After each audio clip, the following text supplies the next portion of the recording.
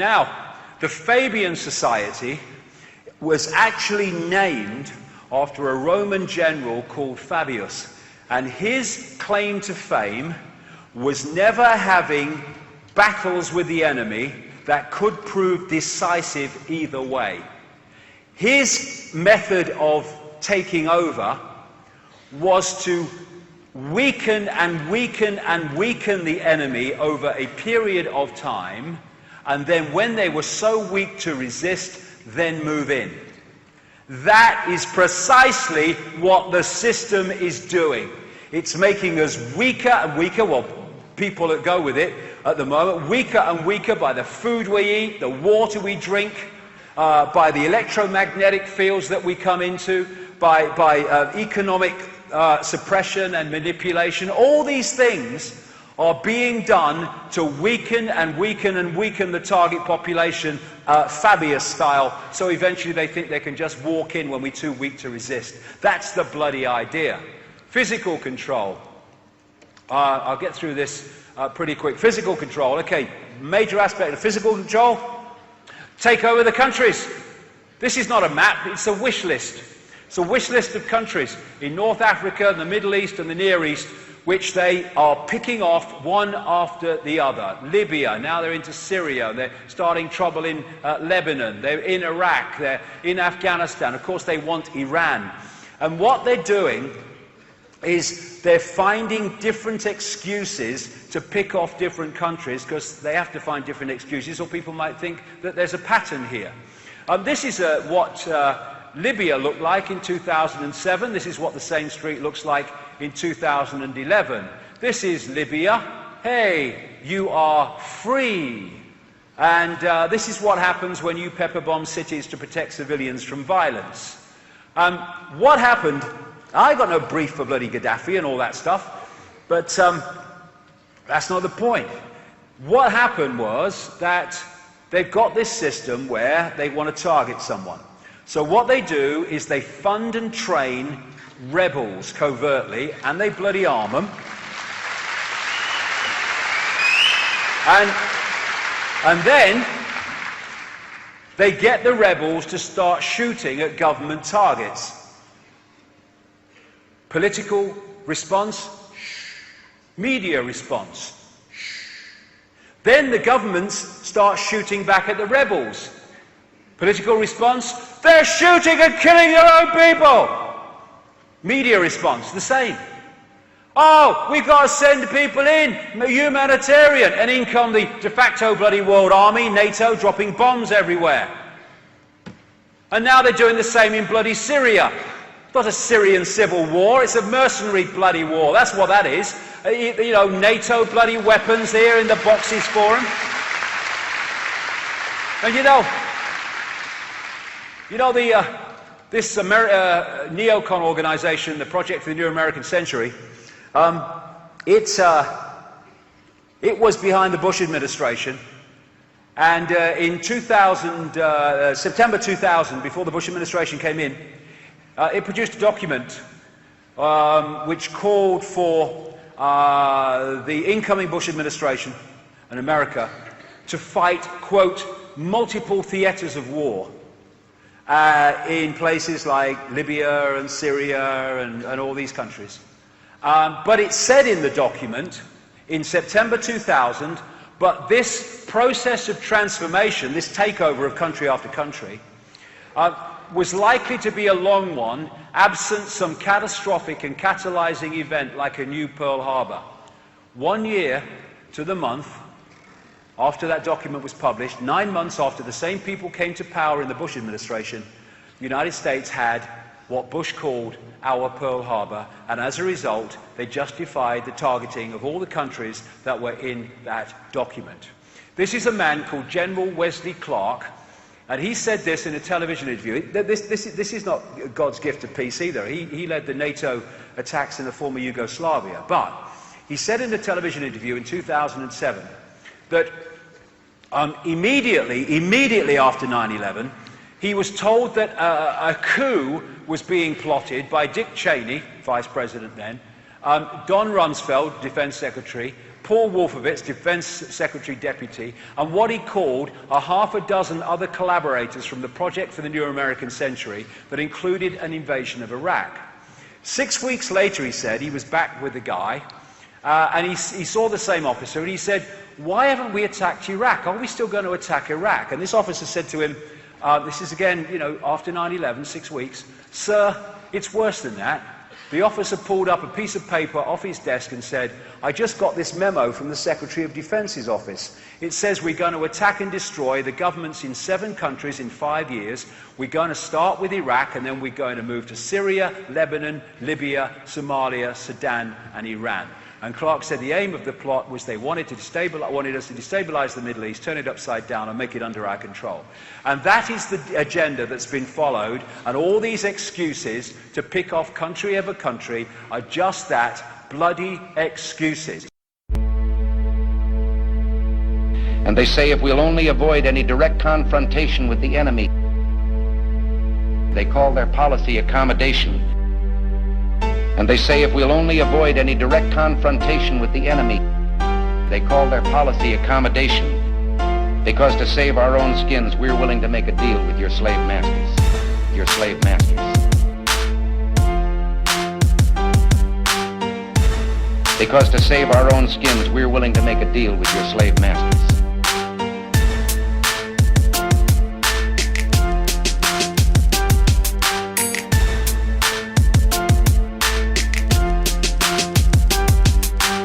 There's only one guaranteed way you can have peace. Surrender. There's only one guaranteed way you can have peace. Surrender. And therein lies the road to war.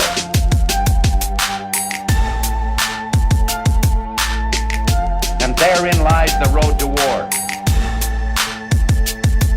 Because to save our own skins, we're willing to make a deal with your slave masters.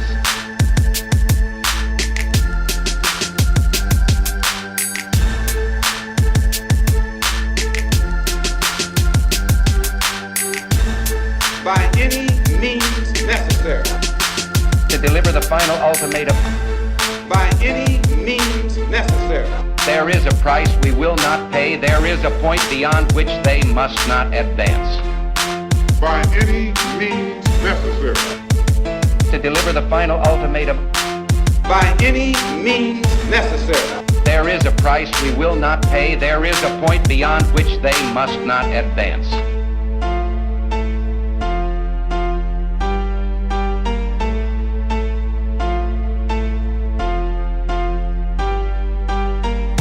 There's only one guaranteed way you can have peace. Surrender. There's only one guaranteed way you can have peace. Surrender. And therein lies the road to war.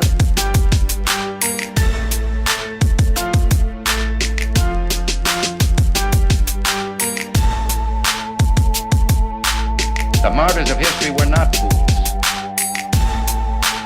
The martyrs of history were not fools. By committing an immorality so great, eventually we have to face the final demand, the ultimatum.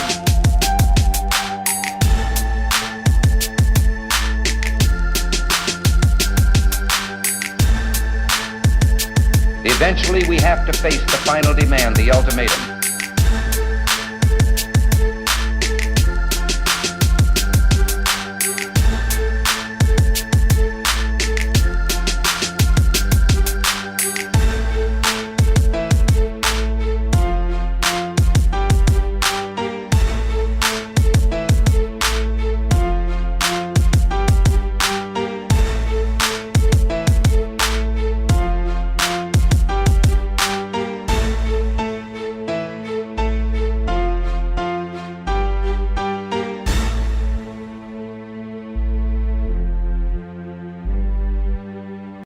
And of course, one of the things they want is to get to the China and Russian border. They want a third world war with China and Russia. So been in their documents for ages.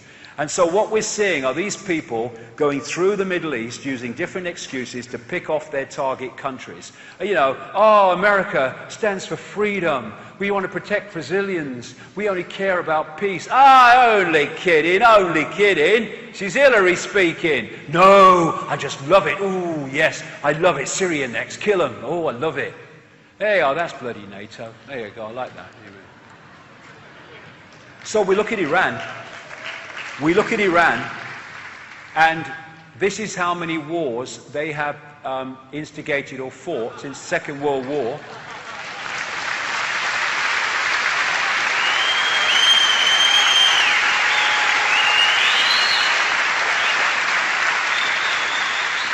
Actually, that's how many they've instigated for about 200 bloody years.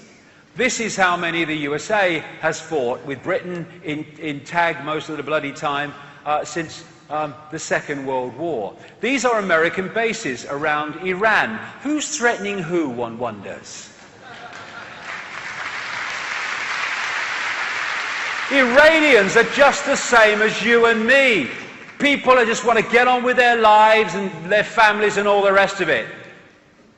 But let's demonize them. Let's demonize them and let's bomb them. Why? We have no heart. We love death. These bloody pillocks doing all this stuff. Violent extremists. Yeah, look in the bloody mirror. Look at them. Talk about inversion. The bloody terrorists fighting terrorism. I love it. War is peace. Slavery is freedom. Ignorance is strength. What is that? Archontic inversion. It's all a bloody movie that we're coming through, and it's all leading up to World War III. I'm not going to go into this in bloody detail because of time, but Rothschild Zionism, which is actually not about Jewish people, it's about a secret society created and instigated and controlled by the Rothschilds, that the Jewish people have used as a bloody front to cover the real thing about Rothschild Zionism, which is it's a bloody secret society and part of the cabal. But the Rothschilds, you know, named after Saturn and all this stuff, they built the Knesset, they built the Supreme Court building, and what they do is that anyone that challenges the Rothschilds and Rothschild Zionism and its agenda, they are called anti-Semitic and all this stuff. As this lady says, anti-Zionism is not anti-Semitism, and even bloody Orthodox Jewish rabbis are saying the bloody same. You don't have to be a Jewish to be a Zionist. That's what Joe Biden said. Absolutely you don't. Most bloody great, you know, Zionists in America are Christian bloody Zionists, believe in bloody Armageddon. And you get Orthodox Jews that absolutely oppose Zionism. You know, another Jew against Zionism. I'm Jewish and I want Israel to stop killing Palestinians. Jews against the occupation. These are wonderful Jewish young people that refuse.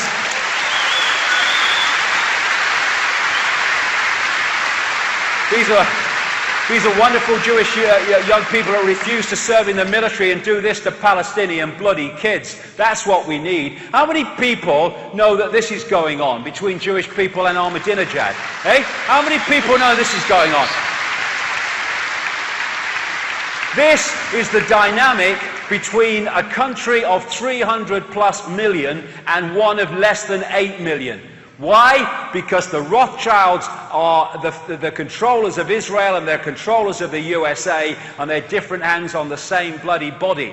And it's all this money that's handed by America to Israel. It ain't going to the rank and file Israelis. This is 400,000 people on the streets of Israel last year because of their economic situation. 2 people at least have set fire to themselves in bloody protest. And what we bloody need so much is for the people of Israel who are being suppressed by their bloody hierarchy come together in common cause with Palestinians and Americans and British and Australians and Africans who are being suppressed by their hierarchy.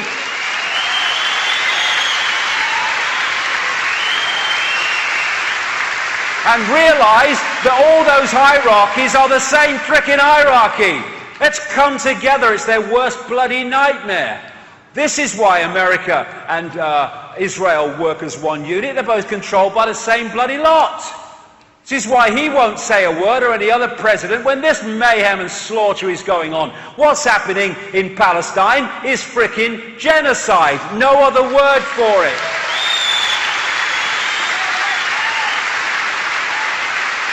Genocide, the systematic and widespread extermination or attempted extermination of an entire national, racial, religious or ethnic group. This is Rothschild Zionism, this is Rothschild Zionism, so is bloody this. All the time, Palestinian homes, often for generations, bulldozed to make way for these bloody fanatics and these bloody crazies in the military and government. Yeah, we're going to build a wall. We're going to take the land. No one's going to say anything. This is bloody Israel, controlled by the Rothschilds. No one says no to the Rothschilds. They know the consequences. Hey, Palestinian children's playground. We want it for our war. Genocide. Bloody genocide. This is Palestinian land, the green, in 1946, 1947, 1967. Today, genocide, the systematic and widespread extermination or attempted extermination of an entire national, racial, religious or ethnic group. This is going on before our eyes. We'd never let it happen again. We're watching it happen again. The bloody Zion, bloody Olympics, new bloody Jerusalem, Zion. This is not even about Jewish people and the benefits. They were hung out to dry in bloody Germany. They'll be hung out to dry again whenever it suits these people. That's the bloody thing. The elephant in the living room. And people are terrified of talking about it because all the Anti-Defamation League and these Rothschild fronts jump on you. Anti-Semite, racist. They've tried it with me. But when you're saying when we're all infinite awareness, having an experience, and the genetic spacesuit is fucking irrelevant, well, it's very difficult to make it stick. And even if it does, I don't bloody give a shit.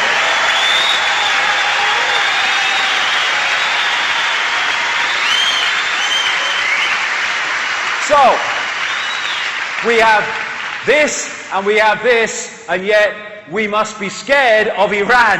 Personally, I think it's more likely we should be scared of America and Britain, myself. Rothschild Zionism want to take us, the Rothschilds want to take us into the Third World War. I've been saying this for years. And of course, Armageddon is supposed to come out of the Middle East. Third World War, it's all about death. These were invariant, all of them were Rothschild Zionists in the Project for the New American Century that orchestrated all this country after country takeover. But this guy, Albert Pike, was a high Freemason in America. And he wrote a letter, it said, some would say it's a forgery, or a fake. Well, my God, I tell you what, these fakes and forgeries don't often tell a bloody tale with the hindsight of history. That's actually turned out to be true. Albert Pike, letter to Giuseppe Mazzini in 1871, he talked about 3 world wars coming, so that and each one would go towards eventually taking over the world. And he talked about the First World War and the Second World War and how the Second World War would create a homeland for what he called political Zionism. And then he said this about the Third World War. The Third World War must be fomented by taking advantage of the differences caused by the agentur of the Illuminati, the network, the bloodlines, between the political Zionists, Israel in other words, and leaders of the Islamic world. The war must be conducted in such a way that Islam, the Muslim Arabic world, and political Zionism, the state of Israel, because they knew that was coming even then, mutually destroy each other. Meanwhile, note that, mutually destroy each other. Are you listening, people of Israel? Meanwhile, the other nations, once more divided on this issue, will be constrained to fight to the point of complete physical, moral and spiritual and economical exhaustion. And then he was pointing out that then they would move in and say, we can save everything, but you have to do what we say and they have to do it the way we say it. And if it becomes a nuclear war, then changing the atmosphere is another bonus. Are we going to roll this back? Or are we going to wait until it's got really, really extreme, by which time there'll be so much infrastructure in place that drawing a line in the sand will be a serious challenge? You know, if you read Orwell's book, 1984, you know, Big Brother was not focusing attention on controlling the whole of the population or monitoring the whole of the population primarily, because most of the population would just sit there and stew anyway. And were no problem to this control. But what this surveillance was targeting, and what surveillance is targeting now, are people who are challenging the system, people who are becoming aware of what's going on and having the guts to try to do something about it.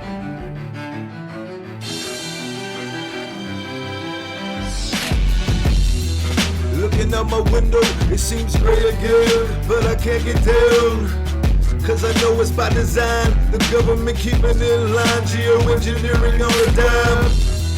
Can't control my passion, can't control my heat, can't control my emotion, G.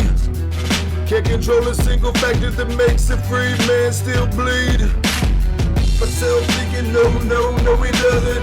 Cause they're coming out to take my guns by forcing. You don't know when it's gonna come to show, when all the blood is gonna blow. Keep in perspective through Facebook. The Central Intelligence Agency's a bunch of crooks.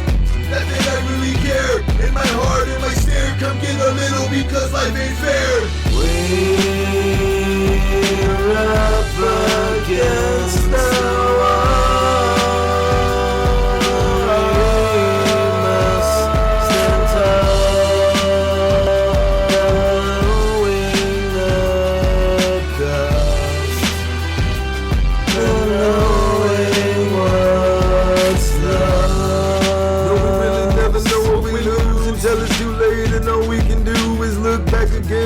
And wonder what could have been, but never really could have spared. The right time, the right emotion, it just is all in motion. It seems that it's convulsions. Maybe it could have been different, but probably not, because all I am is gifted. Wanna check the news, wanna check the media, wanna check everything that's beating you. All you wanted to do was watch society's output for me and you, the tube. And it was confliction, but in the end, I was left gifted. A chance to rise a little higher, a chance to make my voice a little higher. We're up against the wall.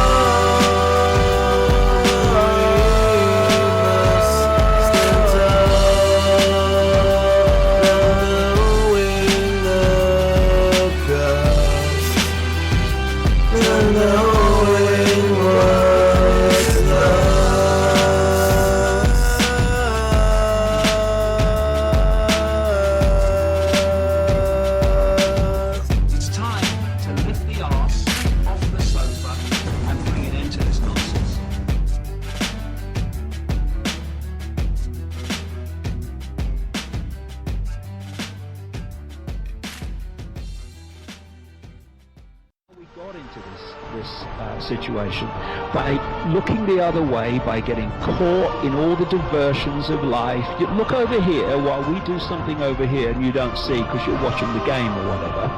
We got into this situation by not paying attention. All right, there's been a lot of manipulation to make us not pay attention, but the responsibility is still with us. We've not.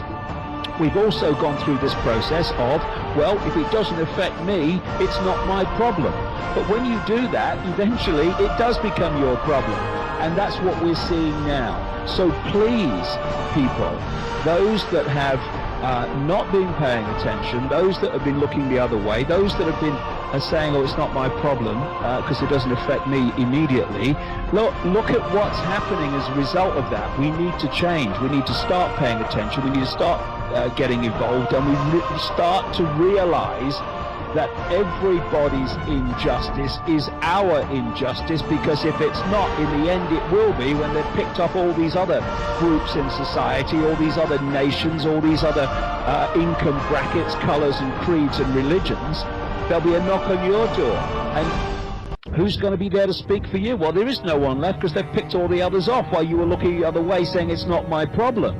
What we need to do very, very urgently is to put aside all these irrelevant divisions that are put there to divide and rule us: religion, income bracket, color, creed, culture, and all the rest of it, so that we come together in unity and realize that this is an attack on the freedom, the basic freedom of all of us, Muslim, Jew, Christian, atheist, whatever, and on the children and grandchildren that have to live in the world that we are leaving them.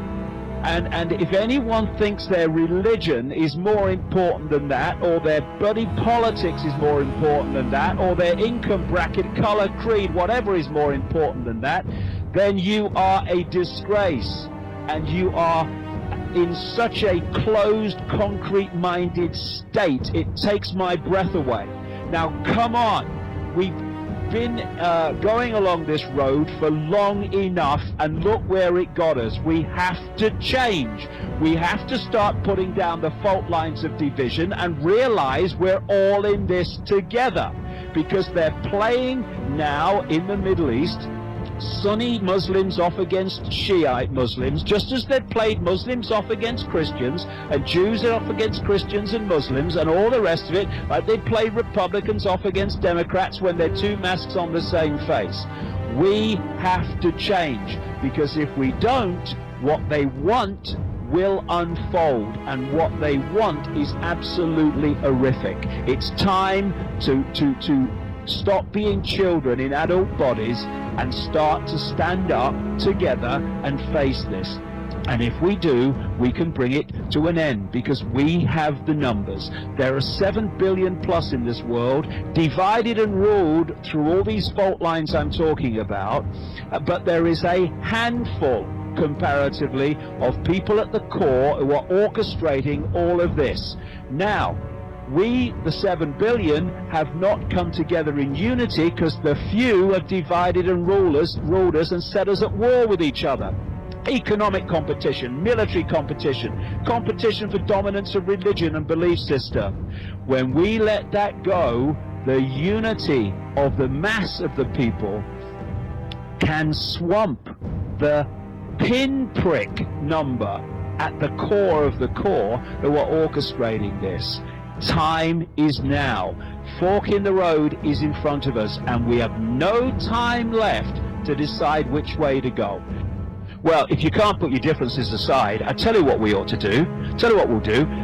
When people are in the concentration camps, and when their children and grandchildren are having every detail of their lives, even their thoughts, dictated by this global tyranny that's unfolding, I tell you what we should do. We should all sit around, before they take us to bring an end to us altogether, we should all sit around and we should have a debate on who had the best religion, who had the best politics, who had the best belief system, who had the most money. That's what we can do. That'd be a great idea, wouldn't it? And then we can have that has to happen now. Yeah. It has to end now, because if it doesn't, a nightmare scenario is going to unfold. It has to happen now. And if people aren't prepared to do it, don't complain when the nightmare